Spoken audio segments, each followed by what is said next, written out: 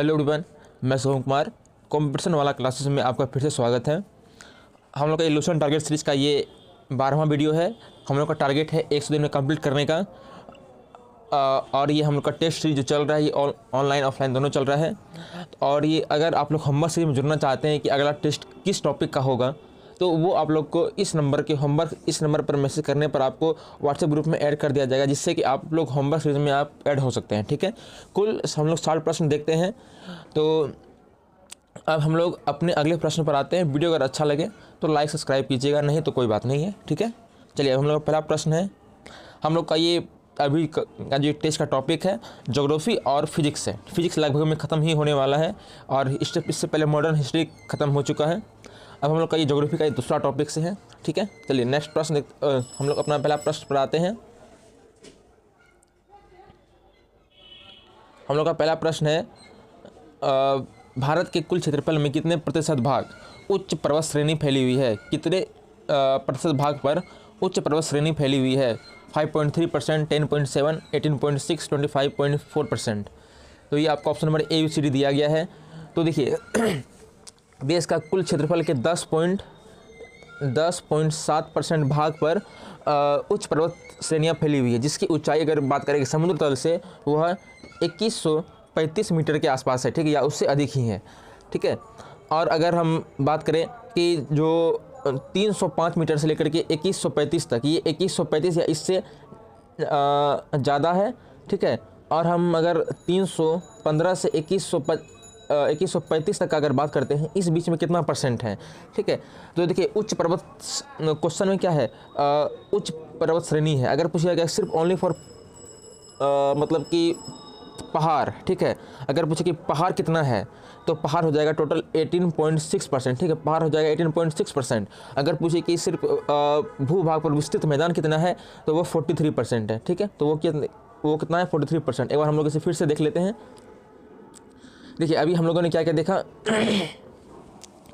अगर पूछे कि सिर्फ ऊंचे पर्वत तो 10.7%, और अगर पूछे क्या कि पहाड़ वगैरह सब तो वो कितना हो जाएगा? 18.6%। ठीक है, और अगर पूछे कि भूभाग पर विस्तृत मैदान कितना है तो वह 43% है। ठीक है, तो ये आपका तीनों का हो गया। चलिए अब हम लोग अपने प्रश्न पर आते हैं। इसका क्या हो जाएगा? Option number B. ठीक है, ऑप्शन नंबर क्या हो जाएगा? बी। ठीक है, चलिए अगला प्रश्न। हिमालय की उत्पत्ति किस सिद्धांत के अनुसार मानी जाती है? हिमालय की उत्पत्ति किस सिद्धांत के अनुसार मानी जाती है? महाद्वीपीय, प्लेट विवर्तनिकी, वायुमंडलीय दबाव और गुरुत्वाकर्षण सिद्धांत। तो ये आप लोग अच्छे से जानते ही होंगे। तो इसका क्या हो जाएगा? ये प्लेट विवर्तनिकी सिद्धांत। ठीक है, ऑप्शन नंबर बी आपका बिल्कुल सही हो जाएगा। ऑप्शन नंबर बी ये आपका बिल्कुल सही हो जाएगा। ठीक है, नेक्स्ट प्रश्न आते हैं हम लोग। भारत की सबसे ऊंची पर्वत चोटी कौन सी है? नंदा देवी, कंचनजंगा, धौलागिरी और गाड़वे नास्टिन। इससे समझने का कोशिश कीजिए कि सवाल बोल क्या रहा है। तो भारत की, इस पर हम लोग को अगर की जगह अगर में हो जाता तो फिर आंसर चेंज हो जाएगा। ठीक है, तो इस पर ध्यान देना है कि भारत की सबसे ऊंची चोटी, तो भारत की सबसे ऊंची चोटी तो गाड़वे नास्टिन। अब बोले भारत में सबसे ऊंची चोटी तो कौन सा हो जाएगा? कंचनजंगा। ठीक है, तो क्या हो जाएगा? कंचनजंगा। अब देखिए की और में ये कैसे चेंज हो गया? देखिए भारत की यानी कि ये जो पूरा भारत का ये जो क्षेत्र है, तो यहाँ पर हमारा क्या है?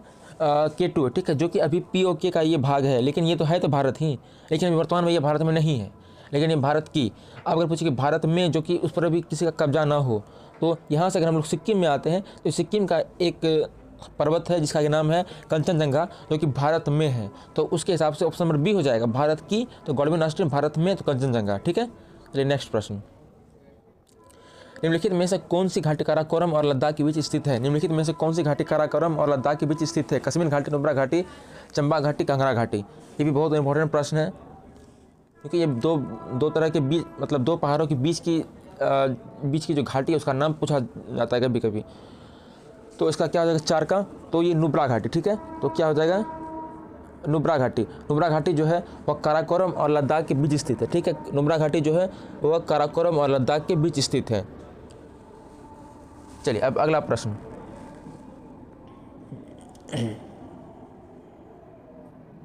और इसमें अगर हम देख लेते थोड़ा काराकोरम लद्दाख, तो ये किस हिमालय का भाग है, ये भी क्वेश्चन पूछा जा सकता है। तो इसमें तो मुख्य 3 भाग है, ठीक है, काराकोरम, लद्दाख और जास्कर। तो ये जो तीनों है, ये जो ट्रांस हिमालय का भाग है, ठीक है, ये क्या है, यह ट्रांस हिमालय का भाग है, ठीक है। चलिए अगला प्रश्न,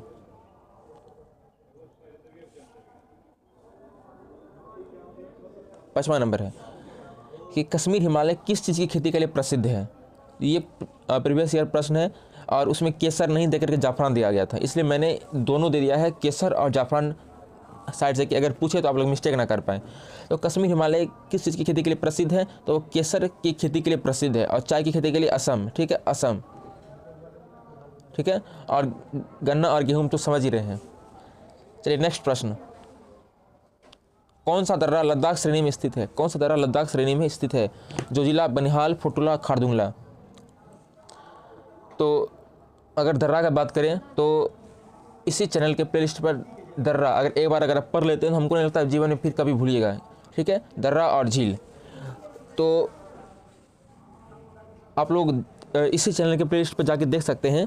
देखिए कौन सा दर्रा लद्दाख श्रेणी में स्थित है, तो ये खारदुंगला दर्रा, ठीक है, ये जो खारदुंगला दर्रा है यह लद्दाख श्रेणी में स्थित है, ठीक है, खारदुंगला दर्रा जो है यह लद्दाख श्रेणी में स्थित है, ठीक है। चलिए अगला प्रश्न,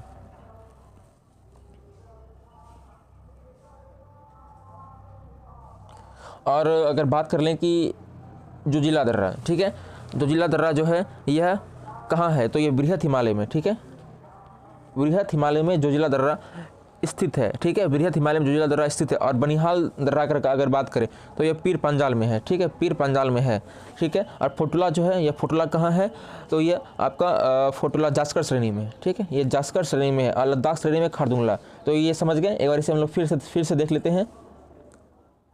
जोजिला दर्रा कहाँ है, जोजिला दर्रा आपका बृहत हिमालय, ठीक, बनिहाल पीर पंजाल, ठीक है, फोटुला कहाँ है, फोटुला तो यह जास्कर में, ठीक, और खारदुंगला कहाँ है, तो ये खारदुंगला आपका लद्दाख श्रेणी में है, ठीक, कंप्लीट हो गया। चलिए नेक्स्ट प्रश्न, लघु हिमालय को किस नाम से जाना जाता है, लघु हिमालय को किस नाम से जाना जाता है, शिवालिक, हिमाद्री, हिमाचल, मध्य हिमालय।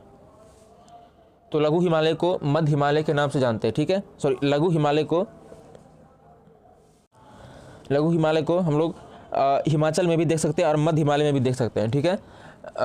ये हिमाचल श्रेणी हो जाएगा, ठीक है, और ये मध्य हिमालय, ठीक है। इस क्वेश्चन का सी और डी दोनों होगा, लेकिन दोनों में से ज़्यादा अगर फैक्ट की बात करें तो ऑप्शन नंबर डी हो जाएगा, ठीक है। तो इसका दोनों आंसर है ऑफ सी और डी। चलिए नेक्स्ट प्रश्न, किस नदी के आधार पर नेपाल हिमालय की पूर्वी सीमा निर्धारित की जाती है। ये भी बहुत इंपॉर्टेंट प्रश्न है। तो पूर्वी सीमा जो निर्धारित की जाती है, सतलज, काली, तिस्ता, दिहांग। तो बताइए ABCD में कौन सा हो जाएगा। तो देखिए अगर हम उत्तराखंड से अगर नीचे गिरते हैं और ये सिक्किम की तरफ जाते हैं तो ये हमारा नेपाल हो गया। तो इधर क्या है, ये काली नदी है और इस भी बीच में मेची नदी है, ठीक है। अगर पूछ रहा क्या है कि पूर्वी सीमा नेपाल हिमालय से निर्धारित, तो एक तिस्ता नदी है, ठीक है, जो कि सिक्किम होते हुए निकलती है। तो यहाँ से ये पूर्वी क्षेत्र में यानी कि पूर्वी सीमा में नेपाल हिमालय की ये सीमा निर्धारित होती है। तो ये कहाँ से, ये काली नदी से लेकर के तिस्ता नदी के बीच, ठीक है। तो ये कौन सा हो जाएगा, पूर्वी सीमा, तो पूर्वी सीमा तिस्ता नदी, ठीक है। ऑप्शन नंबर सी आपको बिल्कुल सही हो जाएगा, ठीक है। और तिस्ता की जगह अगर मेची नदी भी होता तो वो भी आंसर सही होता है, ठीक है। चलिए नेक्स्ट प्रश्न, निम्नलिखित में से कौन सा स्थान फूलों की घाटी के लिए प्रसिद्ध है। ये प्रीवियस ईयर प्रश्न है और ये कई बार पूछा गया है। तो फूलों की घाटी के लिए कौन सा प्रसिद्ध है, लद्दाख, उत्तराखंड, हिमाचल प्रदेश और सिक्किम। तो बताइए इसका क्या हो जाएगा ऑप्शन नंबर ABCD में। तो उम्मीद है इसका आप लोग जवाब दे दिए होंगे, ये कई बार पूछा गया प्रश्न है। तो ये फूलों की घाटी जो है यह उत्तराखंड में स्थित है, ठीक है, ये उत्तराखंड में स्थित है फूलों की घाटी, ठीक है। ऑप्शन नंबर बी बिल्कुल सही हो जाएगा। चलिए अगला प्रश्न पर आते हैं हम लोग। अगर 10 नंबर, भारत के किस हिमालय क्षेत्र में बक्ट्रियन ऊंट पाए जाते हैं। दार्जिलिंग हिमालय, कश्मीर हिमालय, ट्रांस हिमालय, नेपाल हिमालय। तो बताइए ये कहाँ पाया जाता है ऑप्शन नंबर ABCD में। तो देखिए 10 का ऑप्शन नंबर क्या हो जाएगा, ए, ठीक है, दार्जिलिंग हिमालय में, ठीक है, दार्जिलिंग हिमालय। अगला प्रश्न, भारत और म्यांमार की सीमा पर स्थित कौन सी पर्वत श्रृंखला है। भारत और म्यांमार जो जैसे कि एक मिनट, जैसे कि ये आपका भारत हो गया, तो यहाँ पर स्थित कौन सी पर्वत श्रृंखला है, ठीक है। अरावली ये तो होगा नहीं क्योंकि ये राजस्थान है। सतपुरा ये भी नहीं होगा। पश्चिमी घाट ये तो एकदम नहीं होगा। तो ये पटकाई बूम की जो पहाड़ी है ये भारत और म्यांमार की सीमा पर स्थित है, पटकाई बूम। ठीक है, चलिए अगला प्रश्न देखते हैं हम लोग 12 नंबर। भारत के किस राज्य में नागा पहाड़ी स्थित है? भारत के किस राज्य में नागा पहाड़ी स्थित है? मणिपुर, नागालैंड, असम, त्रिपुरा। बताइए 12 का ABCD में कौन सा हो जाएगा? 12 का ऑप्शन नंबर बी, नागा पहाड़ी जो है वह नागालैंड में ही स्थित है। ठीक है, नागा पहाड़ी जो है वह नागालैंड में ही स्थित है। अगला प्रश्न, मेघालय की कौन सी पहाड़ी श्रृंखला राज्य के नाम पर निर्धारित है? तो गारो खासी जयंतिया। बताइए इसका क्या हो जाएगा? तो बताइए इसका क्या हो जाएगा? इसका ऑप्शन नंबर डी, इनमें से कोई नहीं, क्योंकि गारो खासी जयंतिया जो है वहाँ की जनजाति है। ठीक है, ना कि ये कोई राज्य है। ठीक है, ये गारो खासी जयंतिया ये क्या जनजाति है। और अगर बात करें इसमें गारो खासी जयंतिया जो है गारो खासी जयंतिया जो है मेघालय राज्य में पश्चिम से पूर्व की ओर है। ठीक है, पश्चिम से पूर्व की ओर है। पहले गारो, फिर खासी, फिर जयंतिया। ठीक है, पश्चिम से पूर्व की ओर है। और इन पहाड़ों के स्थानीय नाम पर जनजातियों के नाम रखे गए। इन पहाड़ों का जो नाम है वो स्थानीय जनजातियों के नाम पर रखा गया है। और गारो खासी जयंतिया की पहाड़ी को सम्मिलित रूप से शिलांग का पठार कहते हैं। ठीक है, गारो खासी जयंतिया को सम्मिलित रूप से शिलांग का पठार कहते हैं। और शिलांग की पठार हिमालय का हिस्सा नहीं है। ठीक है, शिलांग का पठार जो हिमालय का हिस्सा नहीं है। चलिए अगला, और अगर पूछे क्या कि असम में कौन सी जनजाति पाई जाती है, तो रेंगमा और मिकिर जनजाति अगर पहाड़ की बात करें तो रेंगमा और मिकिर पहाड़ी पाई जाती है असम में। ठीक है, चलिए अगला प्रश्न है आपका क्वेश्चन नंबर 14। अरावली पर्वत श्रृंखला किस भूवैज्ञानिक युग की मानी जाती है? Pleistocene, pre Cambrian, tertiary, Silurian. ABCD बताइए कौन सा हो जाएगा 14 का? तो 14 का ऑप्शन नंबर क्या हो जाएगा? Option number B. ठीक है, प्री कैम्ब्रियन। यह जो है प्री कैम्ब्रियन यह भूवैज्ञानिक युग की मानी जाती है।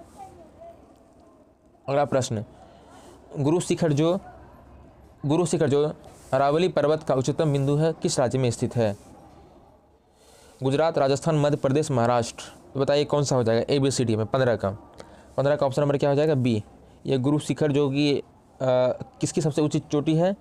तो अरावली की सबसे ऊंची चोटी है। ठीक है, गुरु शिखर। और ये कहाँ है? राजस्थान में है। ठीक है, चलिए अगला प्रश्न, भारत में सबसे अधिक खनिज संसाधनों से समृद्ध पठार कौन सा है? मालवा, छोटानागपुर, दक्कन, विंध्याचल। तो बताइए ABCD में कौन सा हो जाएगा? 16 का ऑप्शन नंबर बी, ये छोटानागपुर का पठार जो कि खनिज संसाधनों में सर्वाधिक संपन्न है। अगला प्रश्न,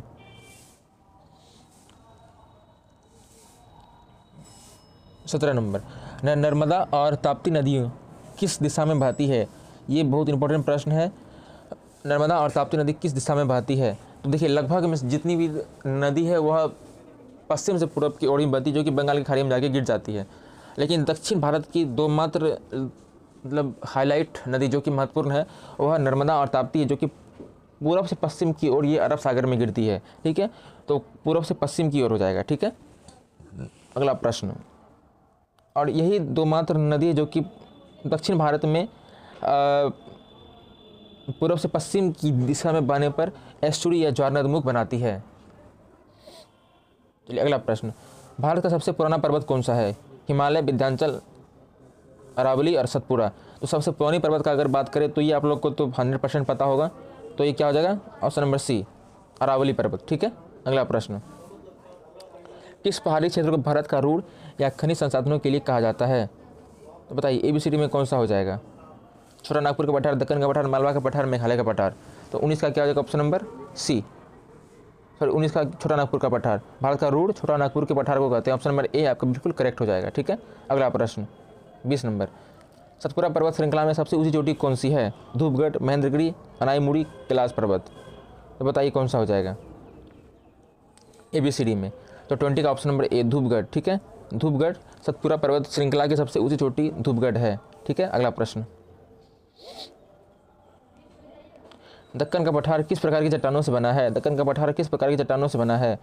आग्नेय चट्टान, अवसादी चट्टान, कायंद्रीय चट्टान, मिश्रित चट्टान। 21 का, तो ये दक्कन का पठार जो है यह हाल फिलहाल में ही BPSC या किसी एग्जाम में पूछा गया था प्रश्न ये। ठीक है, तो ये जो दक्कन का पठार जो है ये आग्नेय चट्टान से मिलकर बना है। ठीक है, आग्नेय चट्टान से मिलकर बना है। ऑप्शन नंबर ए आपका बिल्कुल सही हो जाएगा, ठीक है, ए। चलिए अगला प्रश्न, पश्चिमी घाट का दूसरा नाम क्या है? पश्चिमी घाट का दूसरा नाम क्या है? नीलगिरी पर्वत, सह्याद्री पर्वत, अन्नामलाई पर्वत, महादेव पर्वत। तो देखिए पश्चिमी घाट का दूसरा नाम क्या है, तो 22 का क्या हो जाएगा? ऑप्शन नंबर बी, सह्याद्री पर्वत, ठीक है, सह्याद्री पर्वत पश्चिमी घाट का दूसरा नाम है। अगला प्रश्न 23, किस दर्रे से मुंबई और पुणे के बीच सड़क और रेल मार्ग गुजरता है? किस दर्रे से मुंबई और पुणे के बीच सड़क और रेल मार्ग गुजरता है? ये भी बहुत इंपॉर्टेंट प्रश्न है। पालघाट, भूरघाट, बालघाट, सनकोटा घाट, एबीसी में बताइए कौन सा हो जाएगा। तो ये डायरेक्ट लूसेंट में ये पूरा अच्छे से दिया गया है, अगर आप लोग पढ़े होंगे तो ये आप लोगों को पता होगा। तो देखिए अगर 23 का अगर बात करें तो ऑप्शन नंबर क्या हो जाएगा? अगर सही का सिर्फ बात करें 23 का तो ऑप्शन नंबर बी, ये भूरघाट हो जाएगा, ठीक है। लेकिन इसका अगर हल्का डिटेल देखते हैं हम लोग, देखिए डिटेल क्या है कि थालघाट दर्रा वह मुंबई, नागपुर, कोलकाता रेल एवं सड़क मार्ग को जोड़ता है। मुंबई, नागपुर, कोलकाता, ठीक है। और भूरघाट जो है मुंबई, पुणे, बेलगांव, चेन्नई वगैरह सबको जोड़ता है। और पालघाट दर्रा का अगर बात करें, ये थालघाट हो गया। और अगर पालघाट का अगर बात करें तो वो कालीकट, त्रिचूर, कोयम्बटूर वगैरह सबको जोड़ता है। चलिए अगला प्रश्न, दक्षिण भारत की सबसे ऊंची चोटी कौन सी है? महाबलेश्वर, अनाईमुड़ी, धूपगढ़, गुरु शिखर। तो बताइए कौन सा हो जाएगा 24 का? तो 24 का देखिए दक्षिण भारत की सबसे ऊंची चोटी जो है ये आपका अनाईमुड़ी है, ठीक है, अनाईमुड़ी। ऑप्शन नंबर बी आपका बिल्कुल ये करेक्ट हो जाएगा, ठीक है। अगला प्रश्न, कृष्णा, कावेरी और गोदावरी नदियाँ किस पर्वत से निकलती है? पश्चिमी घाट, अरावली पर्वत, सतपुरा पर्वत, नीलगिरी पर्वत। तो बताइए कौन सा हो जाएगा 25 का? तो 25 का अगर बात करते हैं 25 का ऑप्शन नंबर ए, पश्चिमी घाट हो जाएगा, ठीक है। पश्चिमी घाट, कृष्णा, कावेरी और गोदावरी नदियाँ जो है वो पश्चिमी घाट से निकलती है। ये भी बहुत इंपॉर्टेंट प्रश्न है। 26 नंबर, भारत में सबसे लंबी पर्वत श्रृंखला कौन सी है? भारत में सबसे लंबी पर्वत श्रृंखला कौन सी है? अरावली, हिमालय, सतपुरा, पश्चिमी घाट। तो बताइए कौन सा आ जाएगा 26 का? 26 का ऑप्शन नंबर बी, हिमालय, ठीक है। अगला प्रश्न, छोटा नागपुर पठार मुख्य रूप से किसके लिए प्रसिद्ध है? छोटा नागपुर पठार मुख्य रूप से किसके लिए प्रसिद्ध है? कृषि, खनिज संसाधन, समुद्री व्यापार, भारी उद्योग। तो ये आप लोग को पता ही होगा, और ये इसे ही हम लोग भारत का रूढ़ भी कहते हैं। और यह खनिज संसाधन से सर्वाधिक संपन्न है। तो इसका क्या हो जाएगा ऑप्शन नंबर खनिज संसाधन, ऑप्शन नंबर बी, ठीक है। ऑप्शन नंबर बी ये आपका बिल्कुल करेक्ट हो जाएगा, ठीक है। अगला प्रश्न, किस बंदरगाह को भारत का प्रवेश द्वार कहा जाता है? किस बंदरगाह को भारत का प्रवेश द्वार कहा जाता है? चेन्नई, विशाखापट्टनम, मुंबई, कोलकाता, किसे कहा जाता है भारत का प्रवेश द्वार? तो ये मुंबई को भारत का प्रवेश द्वार कहा जाता है। यह प्रीवियस ईयर का पूछा गया प्रश्न है। ऑप्शन नंबर सी बिल्कुल करेक्ट हो जाएगा। अगला प्रश्न, भारत का सबसे बड़ा द्वीप कौन सा है? अंडमान द्वीप, लक्षद्वीप और ग्रेट निकोबार, श्रीहरिकोटा। तो बताइए कौन सा हो जाएगा? तो सबसे बड़ा द्वीप की अगर बात करते हैं वह ग्रेट निकोबार द्वीप हो जाएगा, ठीक है। अगला ये आपका ऑप्शन नंबर सी बिल्कुल करेक्ट हो जाएगा। अब हम अगला प्रश्न पर आते हैं, कौन सा जलडमरू मध्य भारत को श्रीलंका से अलग करता है? कौन सा जलडमरू मध्य भारत को श्रीलंका से अलग करता है? तो ये मलक्का तो खैर होगा नहीं, सुंडा भी नहीं होगा, बास भी नहीं होगा, ठीक है। ये आपका ऑप्शन नंबर सी बिल्कुल करेक्ट हो जाएगा, ठीक है। ऑप्शन नंबर सी, पाक जलडमरू मध्य। हम लोग का यहाँ तक ज्योग्राफी का प्रश्न खत्म होता है। अगला जो टॉपिक रहेगा वह आपका ज्योग्राफी का भारत की नदियाँ हैं, सॉरी भारत की प्रमुख घाटियाँ हैं और भारत की नदियाँ हैं, ठीक है। हम लोग फिजिक्स पर आते हैं। ये 31 से टोटल ये 60 प्रश्न है, ठीक है, 31 से 60। चलिए अब हम लोग प्रश्न पर आते हैं।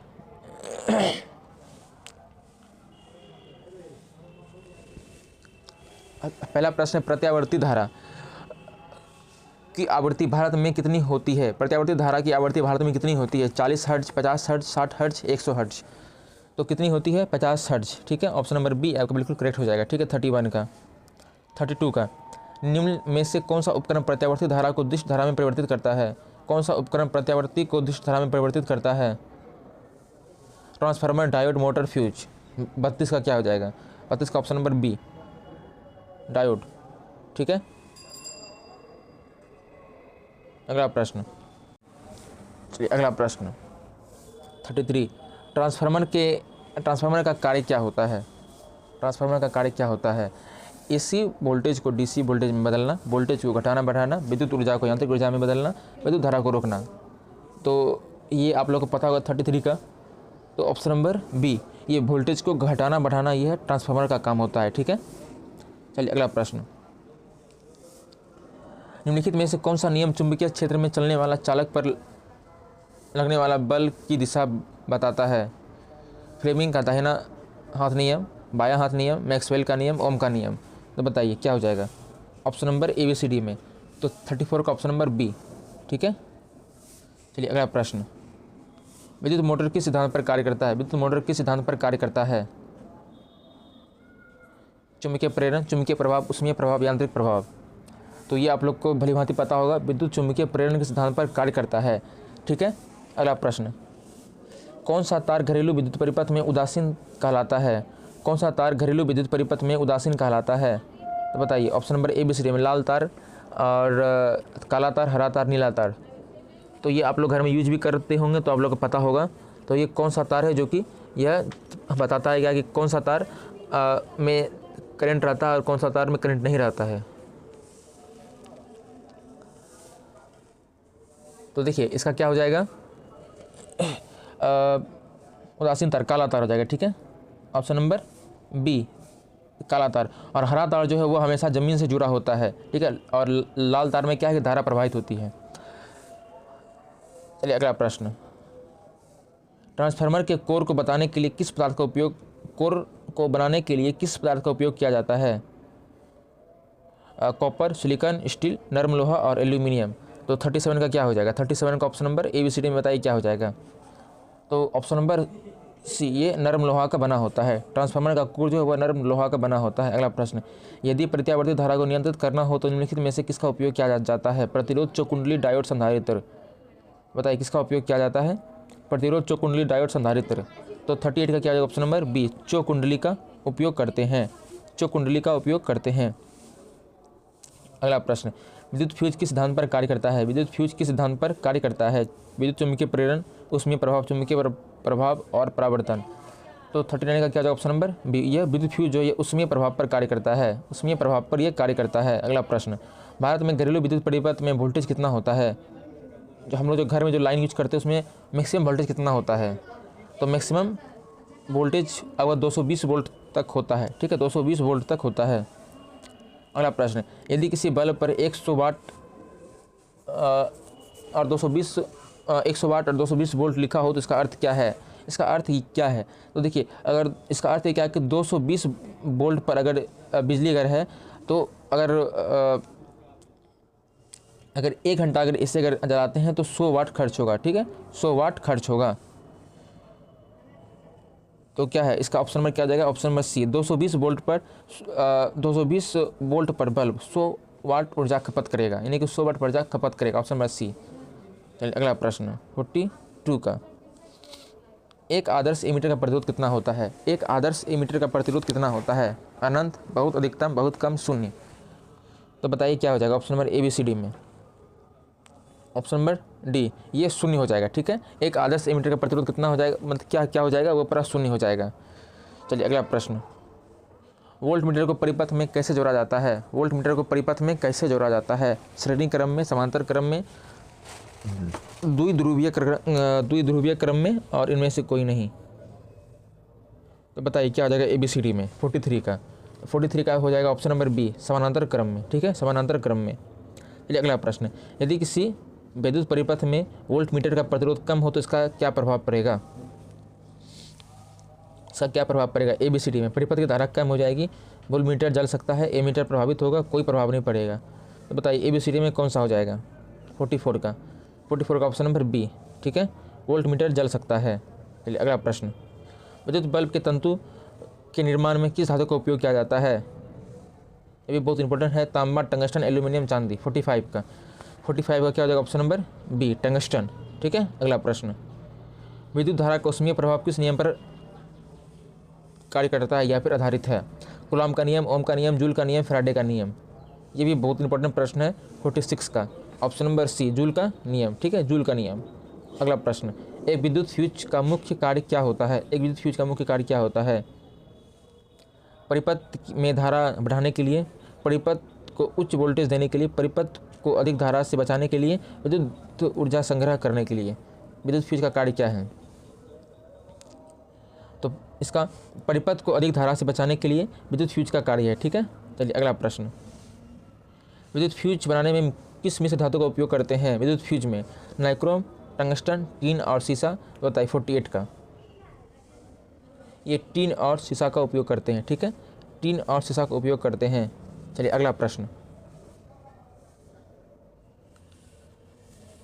विद्युत ताप के उपकरण में कौन सी मिश्र धातु उपयोग होती है? विद्युत तापीय उपकरण में कौन सी मिश्र धातु उपयोग होती है? नाइक्रोम, स्टील, टंगस्टन, लोहा। 49 का। तो विद्युतीय तापीय उपकरण में मिश्र धातु जो उपयोग होती है तो वह नाइक्रोम की धातु उपयोग होती है। ठीक है, नाइक्रोम। ऑप्शन नंबर ए बिल्कुल सही हो जाएगा। ठीक है, अगला प्रश्न 50। विद्युत अपघटन का अध्ययन किसने किया था? विद्युत अपघटन का अध्ययन किसने किया था? Joule, Michael Faraday, Newton, Ohm. तो किसने किया था 50 का? 50 का option number B, Michael Faraday ने किया था। माइकल फैराडे ने किया था। अगला प्रश्न। किसी तत्व का विद्युत रासायनिक तुल्यांक किसका अनुपात होता है? किसी तत्व का विद्युत रासायनिक तुल्यांक किसका अनुपात होता है? द्रव्यमान और विद्युत आवेश, द्रव्यमान और आयतन, विभवांतर और धारा एवं प्रतिरोध। तो बताइए ABCD में कौन सा हो जाएगा? 51 का। 51 का ऑप्शन नंबर ए, द्रव्यमान और विद्युत आवेश, द्रव्यमान और विद्युत आवेश। ठीक है, चलिए अगला प्रश्न 52। फैराडे नियतांक का मान कितना होता है? फैराडे नियतांक का मान कितना होता है? 52 का बताइए क्या हो जाएगा? ऑप्शन नंबर ABCD में फैराडे नियतांक का मान जो है वह 9.65 × 10⁴ कूलम होता है। ठीक है, ऑप्शन नंबर ए बिल्कुल सही हो जाएगा। चलिए अगला प्रश्न 53। विद्युत अपघटन के नियमों की खोज किसने की थी? विद्युत अपघटन के नियमों की खोज किसने की थी? फैराडे, ओम, न्यूटन, टेस्ला। 53 का। तो ऑप्शन नंबर ए बिल्कुल फैराडे। ठीक है, फैराडे। अगला प्रश्न। विद्युत चुंबकीय प्रभाव की खोज किस वैज्ञानिक ने की थी? विद्युत चुंबकीय प्रभाव की खोज किस वैज्ञानिक ने की थी? माइकल फैराडे और ऑस्टेड, टेस्ला, एम्पियर। तो बताइए क्या हो जाएगा? ऑप्शन नंबर ABCD 54 का। ऑप्शन नंबर बी, ऑस्टेड ने किया था। ऑस्टेड ने किया था। अगला प्रश्न। किसी चालक में विद्युत धारा प्रवाहित करने पर उसके चारों ओर कौन सा प्रभाव उत्पन्न होता है? ऊष्मीय, रासायनिक, चुंबकीय और संवेगीय। तो ये कौन सा हो जाएगा? चुंबकीय प्रभाव उत्पन्न होता है चारों ओर। ठीक है, चुंबकीय प्रभाव उत्पन्न होता है। अगला प्रश्न। समानांतर चालकों में विपरीत दिशा में प्रवाहित विद्युत धारा के बीच कौन सा बल कार्य करता है? कौन सा बल कार्य करता है? 56 का। तो आकर्षण बल, अपकर्षण बल, गुरुत्वाकर्षण बल, कोई बल नहीं। 56 का क्या हो जाएगा? ऑप्शन नंबर बी, अपकर्षण बल। अपकर्षण बल कार्य करता है। चलिए अगला प्रश्न 57 का क्या हो जाएगा? किसी विद्युत धारावाही सीधे चालक के चारों ओर बनने वाली चुंबकीय क्षेत्र रेखाएं किस प्रकार की होती है? ABCD में बताइए कौन सा हो जाएगा? समानांतर, वृत्ताकार और सीधी और अनियमित। 57 का ऑप्शन नंबर बी, वृत्ताकार। ठीक है, वृत्ताकार। अगला प्रश्न। विद्युत चुंबकीय प्रेरण की खोज किसने की थी? ये भी बहुत इंपॉर्टेंट प्रश्न है। विद्युत चुंबकीय प्रेरण की खोज किसने की थी? न्यूटन, फैराडे, टेस्ला, ओम। तो बताइए क्या हो जाएगा? ऑप्शन नंबर बी, फैराडे ने विद्युत चुंबकीय प्रेरण की खोज की थी। फैराडे ने। ठीक है, अगला प्रश्न। फ्लेमिंग के दाहिने हाथ के नियम के अनुसार कौन सी उंगली विद्युत धारा की दिशा को इंगित करती है? ये बहुत इंपॉर्टेंट प्रश्न है और ये बहुत कन्फ्यूजन प्रश्न है। ठीक है, तो 59 का क्या हो जाएगा? ऑप्शन नंबर सी, मध्यमा। ठीक है, लास्ट प्रश्न देखते हैं हम लोग। Last question. डायनेमो किस सिद्धांत पर कार्य करता है? विद्युत अपघटन, विद्युत चुंबकीय प्रेरण, ऊष्मीय प्रभाव, अपकर्षण बल। अपकर्षण बल। तो बताइए 60 का क्या हो जाएगा? ऑप्शन नंबर बी, विद्युत चुंबकीय प्रेरण सिद्धांत पर कार्य करता है। चलिए अब हम लोग का ये 60 क्वेश्चन कंप्लीट हो गया और अब हम लोग का अगला जो टॉपिक रहेगा वह आप लोग को उस number WhatsApp number series group में दे दिया जाएगा। आप लोग वहाँ से देख करके आप लोग अगला टेस्ट देंगे। ठीक है, अब तक के लिए धन्यवाद।